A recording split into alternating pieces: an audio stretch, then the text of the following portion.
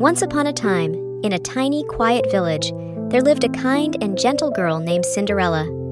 She was as bright as sunshine, with a heart full of dreams and a smile that could light up the darkest day.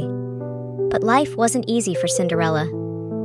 Ever since her father had passed away, she lived with her cold and unkind stepmother and her two selfish stepsisters. Cinderella's days were filled with scrubbing, sweeping, cooking, and cleaning. No matter how much work was piled onto her tired shoulders, Cinderella never let her spirit be crushed. She whispered her wishes to the birds and confided her hopes to the playful little mice who had become her friends. They cheered her on, their tiny squeaks filling her lonely home with joy. But even though she was treated unfairly, Cinderella chose to be kind.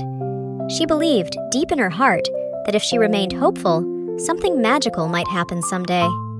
One bright morning, a royal messenger galloped through the village, stopping at every door to deliver exciting news.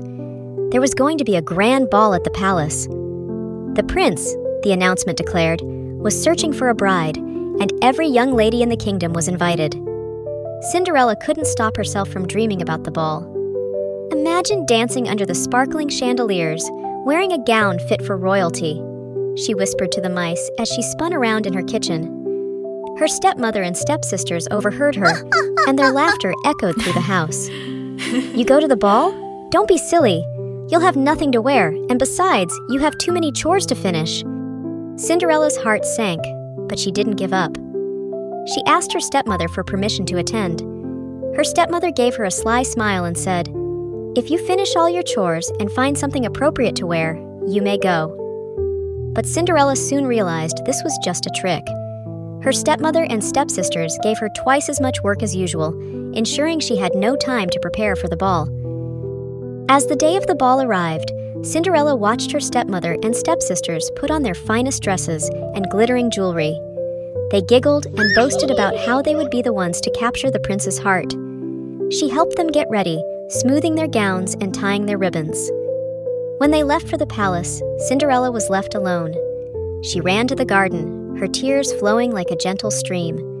She looked up at the twinkling stars, her heart aching with the weight of her dreams that now seemed so far away. Then, something extraordinary happened. A soft, warm glow lit up the garden, and suddenly, a cheerful voice said, "Oh, my darling Cinderella, why are you crying?" Cinderella turned around and gasped with wonder. Standing before her was a kind-looking woman wrapped in the sparkling light of magic. Her fairy godmother had arrived. The fairy godmother chuckled softly, waving a glittering wand. Now, enough tears. You have a ball to attend." Cinderella blinked in disbelief. "But I have nothing to wear, no way to get there."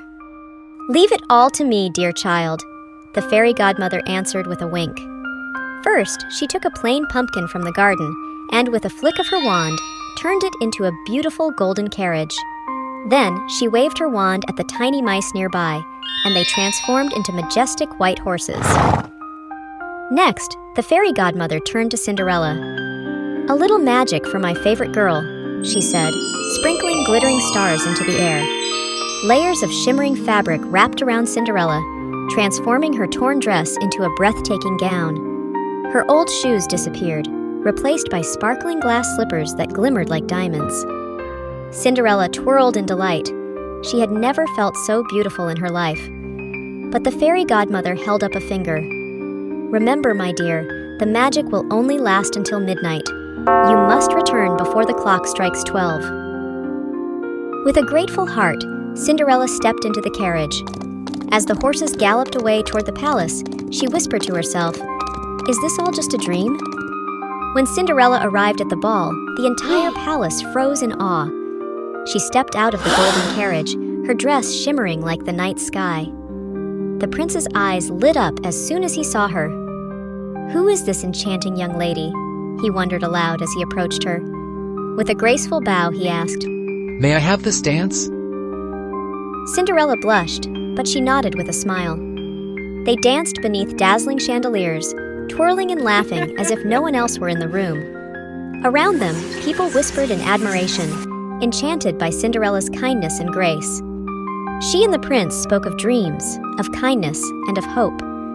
The more time they spent together, the more the prince realized she was unlike anyone he had ever met. Just as the night felt like it couldn't be more magical, the clock began to chime. Cinderella gasped. It was midnight already. "I must go!" she exclaimed. She pulled away from the prince and dashed out of the ballroom, running as fast as her feet could carry her. Wait! The prince called after her, but Cinderella didn't dare stop. As she ran, one of her glass slippers slipped off her foot, but she didn't have time to pick it up. Before the 12th chime, she disappeared into the night, her gown turning back to rags and her carriage to an ordinary pumpkin. The prince held the delicate glass slipper and vowed, I will find her. I will find the one whose foot fits this shoe, for she is the one I love. The next day, the kingdom buzzed with excitement. The prince had sent out a royal decree that he would search every home to find the owner of the glass slipper. Messengers traveled from village to village, carrying the precious shoe. When the search party arrived at Cinderella's house, her stepmother cackled with laughter. She shoved her 2 daughters forward, convinced one of them would claim the prince's heart. But no matter how hard they tried, the glass slipper would not fit. The prince's messenger turned to leave, but just in time, they spotted Cinderella peeking around the corner. Her stepmother tried to pull her back, but the prince's men insisted she try the shoe. Cinderella stepped forward nervously. As soon as she slipped her foot into the glass slipper, it fit perfectly. Gasps filled the room as everyone realized she was the girl from the ball. The prince arrived soon after and recognized Cinderella immediately. He knelt before her and said, You are the one I have been searching for. Will you join me at the palace and make all my dreams come true? With tears of joy, Cinderella nodded. Oh, She glanced at her stepmother and stepsisters, who stood in stunned silence. Instead of anger, Cinderella smiled kindly at them. I hope you'll learn the value of kindness just as I have, she said gently. Cinderella moved to the palace, where she and the prince were married soon after. The entire kingdom celebrated their union, for they knew it was a love built on understanding and compassion. From that day on, Cinderella filled the palace with warmth and happiness. Her story became a tale told throughout the land, a story about how kindness, courage, and hope can change your life, no matter how dark it may seem. And so, Cinderella and the prince lived happily ever after, their castle shining like a beacon of love and light. Families gathered to tell her story, reminding their children to always believe in magic, dreams, and the power of a kind heart. The end.